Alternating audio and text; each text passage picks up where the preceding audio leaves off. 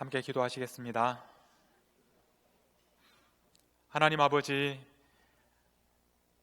우리를 위하여 아기 예수 그리스도를 보내주셔서 감사합니다. 예수님을 통해서 하나님의 영광을 보게 하시니 감사합니다. 하나님께서 저희들 모두에게 은혜를 베풀어 주셔서 이 성탄의 계절에 우리에게 오시는 예수님을 만나게 하시고 그분을 경배하게 하시고 그분과 함께 동행하며 이 세상을 살아갈 수 있도록 하나님께서 함께하여 주시옵소서. 오늘 주시는 하나님의 말씀 가운데 성령으로 역사해 주셔서 우리 한 사람 한 사람에게 오셔서 말씀하시는 주님을 뵙는 시간이 되게 하여 주셔서 우리와 임마누엘 동행하시는 하나님을 경험할 수 있도록 은혜를 베풀어 주옵소서. 우리 주님 예수님의 이름으로 기도하옵나이다. 아멘. 여러분, 오늘 대림절 세 번째 주일입니다. 여러분 앞에 있는 초가 3개가 켜졌습니다. 이제 우리는 다음 주가 되면 이 모든 초가 켜지면서 우리가 기다리던 또 성탄 주일 예배를 드리게 될 것입니다. 예수님은 이 땅에 하나님의 말씀으로 오셨습니다. 예수님께서 우리를 만나기 위해서 이 땅에 오셨습니다. 예수님께서 우리에게 이 땅에 오셔서 정말 하시기 원하시는 말씀, 정말 우리들에게 들려주시고 싶으신 말씀이 무엇일까요? 예수님께서는 우리들에게 말씀하기 원하십니다. 우리를 구원하신다. 예수님께서는 우리를 살리신다. 우리를 살리시기 위하여 이 땅에 오셨고 우리를 구원하시기 위하여 이 땅에 오셨습니다. 십자가에 높이 달리셔서 우리를 향하여 지금도 하시는 말씀, 우리를 향하여 내가 너희를 구원하기 위하여 왔다. 내가 너희를 살리기 위하여 왔다. 그 말씀을 우리들에게 말씀하기 원하십니다. 여러분들은 그 예수님께서 여러분들에게 말씀하시는 그 음성을 들으셨습니까? 예수님께서 여러분들에게 찾아오셔서 지금도 말을 걸고 계십니다. 여러분들에게 무슨 말씀을 하고 계시는지 여러분 그 말씀을 들으셨습니까? 오늘 말씀을 통하여 예수님께서 여러분들에게 들려주시는 그 말씀을 들을 수 있기를 바랍니다. 우리를 살려주시고 우리를 구원하시는 그 예수님의 말씀을 오늘도 들을 수 있기를 바랍니다. 오늘 우리가 읽은 11절 말씀에서는 예수님께서 이 나인이라고 부르는 성을 향하여 가고 계셨습니다. 그런데 예수님께서는 혼자 가시지 않으셨고 많은 사람들이 예수님과 함께 동행하고 있었습니다. 많은 사람들이 예수님과 함께 동행했던 것은 이유가 있습니다. 오늘 우리가 읽은 말씀 바로 앞에 어떤 일이 있었느냐 하면 어떤 백부장에게 종이 있었는데 그 종에게 죽을 병이 걸렸습니다. 그래서 병이 들어서 죽게 되었는데 예수님께서 그 종을 살려주셨습니다. 그 병을 고쳐주셨습니다. 그래서 수많은 사람들이 예수님을 따르게 되었습니다. 내가 예수님을 따라가면 예수님께서 나에게도 말씀해 주시지 않으실까? 예수님께서 나도 그 문제를 해결해 주시지 않으실까? 예수님께서 나도 살려주시지 않으실까? 기대하면서 예수님을 따르기 시작했습니다. 그런데 그 성에 가까이 왔을 때 그 성에서는 또 다른 많은 사람들이 나오기 시작했습니다. 12절 말씀에 보면 사람들이 한 죽은 자를 메고 나오는데 이는 한 어머니의 독자요 그의 어머니는 과부라 이렇게 말씀을 합니다. 이 사람들은 그 죽은 청년의 관을 메고 장례를 치르기 위하여 성에서 나오는 사람들이었습니다. 죽은 사람은 아들이었고 그리고 울면서 나오는 사람은 그 어머니였습니다. 그런데 이 상황이 더 힘들었던 것은 이는 한 어머니의 독자요 그의 어머니는 과부라.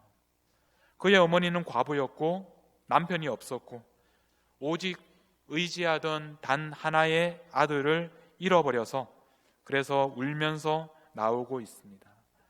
그 당시 사회에서 남편이 없고 또 의지하던 하나의 아들을 잃어버린 이 여인의 처지가 얼마나 고통스럽고 또 얼마나 힘들었을지 우리가 짐작하기가 어렵습니다. 이 많은 사람들이 성에서 나오면서 예수님을 만났습니다. 예수님을 만나는 것은 참 좋은 일인데 예수님은 우리를 살려주시기 위해서 오셨고, 그래서 그 예수님을 만난 것은 좋은 일인데, 그런데 너무 늦게 만났습니다. 예수님께서 이 사람들을 만난 곳은 성문 바깥입니다. 그 당시에는 사람이 죽으면 성문 안에 계속 머물 수 없었습니다. 그래서 장례를 성 안에서 치를 수 없었고, 성문 바깥에 데리고 나가서 성문 바깥에서 장례를 치러야만 했습니다. 왜냐하면 죽은 사람은 이제 그 죽음이라는 것 때문에 부정해지기 때문에, 그 사람이, 죽은 사람이 살아있는 사람을 부정하게 만들기 때문에 죽은 사람은 빨리 성문 밖으로 내보내야만 했습니다. 바로 그 성문 밖에서 예수님을 만났습니다. 예수님께서 조금만 빨리 오셨더라면 그 성문 안에서 예수님을 만날 수도 있었을 것입니다. 죽을 병에 걸렸던 그 종도 고치셨던 예수님께서 그 아들도 아마 살릴 수 있었을지 모릅니다. 그런데 이제 너무 늦었습니다. 그 청년은 죽었습니다. 그리고 이제 그 아들을 장례를 치르기 위해서 성문 밖으로 향하고 있었습니다. 이미 성문 밖에서 예수님을 만났습니다. 예수님을 만나기는 했지만 너무 늦었습니다. 예수님께서는 이 성문 밖에서 이 어머니와 아들을 만나셨는데, 이들에게 어떻게 말씀하시는지 예수님의 말씀을 들어보겠습니다. 예수님께서는 그들에게 단 2마디 말씀을 들려주셨습니다. 어머니에게는 울지 말라 말씀하셨고, 그리고 아들에게는 일어나라 라고 말씀하셨습니다. 먼저 어머니에게 하신 말씀을 들어보겠습니다. 13절 말씀에 보면 예수님께서 그 여인을 보시고 불쌍히 여기시면서 이렇게 말씀하셨습니다. 울지 말라. 이 여인은 지금까지 가장 사랑하고 의지하던 자신의 모든 것이라고 볼 수 있는 아들을 잃었습니다. 그래서 울고 있습니다. 그런데 예수님께서 그 여인에게 울지 말라라고 말씀하십니다. 여러분, 어떻게 울지 않을 수 있습니까? 이 여인의 상황에서 어떻게 이 시간에 울지 않을 수 있겠습니까? 울지 말라라는 이 말은 우리들도 일상생활 속에서 여러 번 자주 하는 말입니다. 우리도 다른 사람을 위해서 위로하기 위하여 울지 말라고 얘기합니다. 울 수밖에 없는 상황이지만 그래도 이제는 더 이상 울지 말라고, 이제는 그 상황을 받아들이라고 그렇게 이야기합니다. 그러나 예수님께서 말씀하시는 울지 말라는 말씀은 우리가 하는 단순한 그 인간적인 위로의 말이 아닙니다. 예수님께서는 그저 말로만 위로하시는 것이 아니라 울지 말라고 하신 다음에 그 다음에 또 하나의 말씀을 하셨습니다. 예수님은 이것이 끝이 아니라고 말씀을 하고 계시고 아직도 늦지 않았다고 말씀을 하십니다. 여러분 중에서 지금도 울고 계신 분이 있습니까? 여러분들 중에서 지금도 사랑하는 것, 그리고 가장 여러분에게 소중한 것을 잃어버리고 눈물을 흘리시고 계시는 분이 계십니까? 우리들도 계속해서 눈물을 흘리고 있습니다. 우리들도 울고 있습니다. 우리들도 사랑하는 아들을 잃어버렸고, 우리들도 사랑하는 사람을 잃어버렸고, 우리들도 울지 않으면 안 되는 그런 상황 가운데 살아가고 있습니다.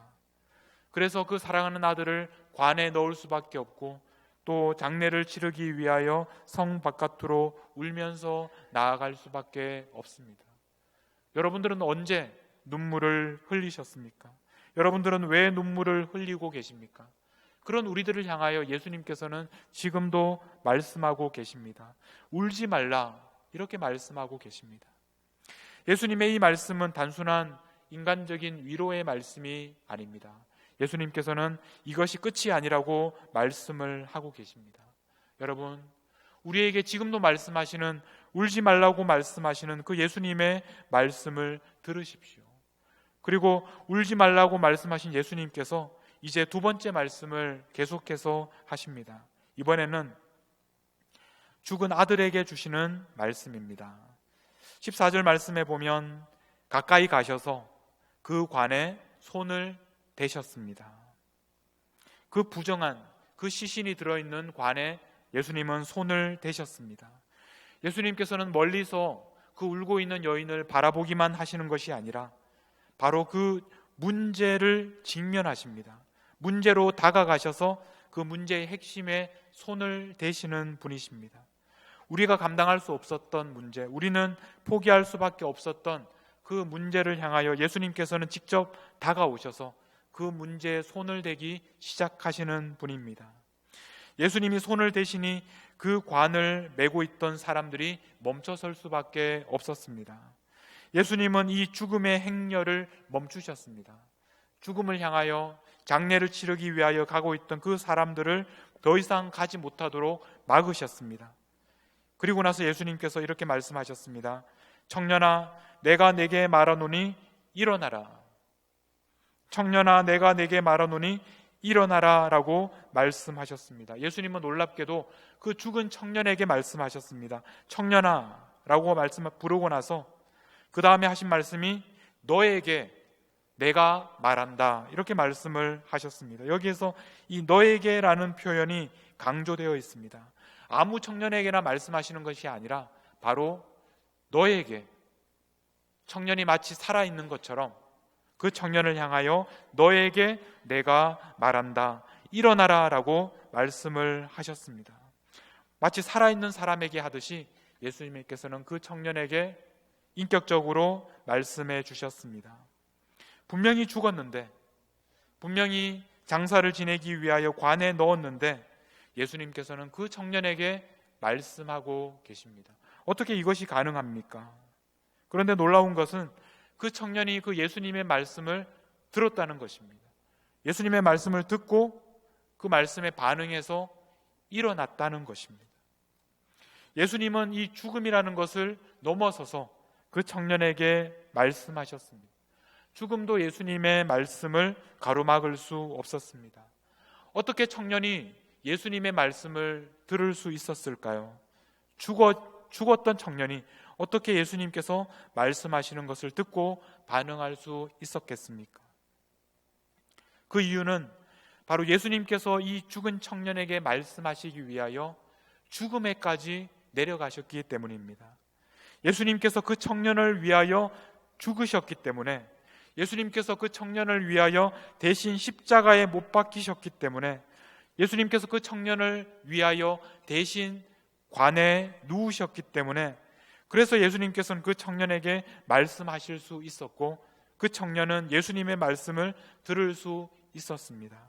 예수님께서 그 청년에게 말씀하시기 위하여 죽음 속으로 이미 죽었던 그 청년에게로 내려가셔서, 그래서 청년이 예수님의 말씀을 들을 수 있었습니다. 오늘 우리가 예수님의 말씀을 들을 수 있는 이유가 무엇입니까? 예수님께서 우리에게 말씀하시기 위하여 이 땅에 내려오셨기 때문입니다. 가장 낮은 이곳으로 예수님께서 오셔서 우리에게 말씀하시기 때문입니다. 우리가 예수님의 음성을 듣게 되는 때는 우리 인생의 가장 낮고 비참한 시간에 우리는 예수님께서 우리에게 말씀하시는 그 음성을 듣게 됩니다. 우리는 죽음과도 같은 그 시간에 아무도 우리를 이해할 수 없고 아무도 우리에게 말을 걸 수 없다고 생각하는 바로 그렇게 가장 낮은 곳에서, 죽음과도 같은 낮은 곳에서 예수님께서 우리에게 하시는 그 음성을 듣게 됩니다. 아무도 우리에게 말을 걸지 않을 때 예수님께서 우리에게 찾아오십니다. 가장 낮은 곳으로 내려오셔서 우리에게 말을 걸어 주십니다. 여러분, 지금은 성탄의 계절입니다. 예수님께서 우리에게 오시는 것을 기억하는 그런 시간입니다. 예수님께서는 우리에게 말을 걸어 주시기 위하여 이 땅에 내려오셨습니다. 우리를 위하여 십자가를 지신 예수님, 우리를 위하여 죽기까지 낮아지신 예수님, 지금 죽음과도 같은 시간을 보내고 있는 우리들에게 말을 걸기 위하여 예수님께서는 가장 낮은 곳으로 내려오셨습니다. 예수님께서 우리를 위하여 대신 죽으셨기 때문에, 예수님께서 우리를 위하여 대신 관에 누우셨기 때문에, 그래서 예수님께서 우리에게 하시는 그 음성을 우리가 들을 수 있게 되었습니다.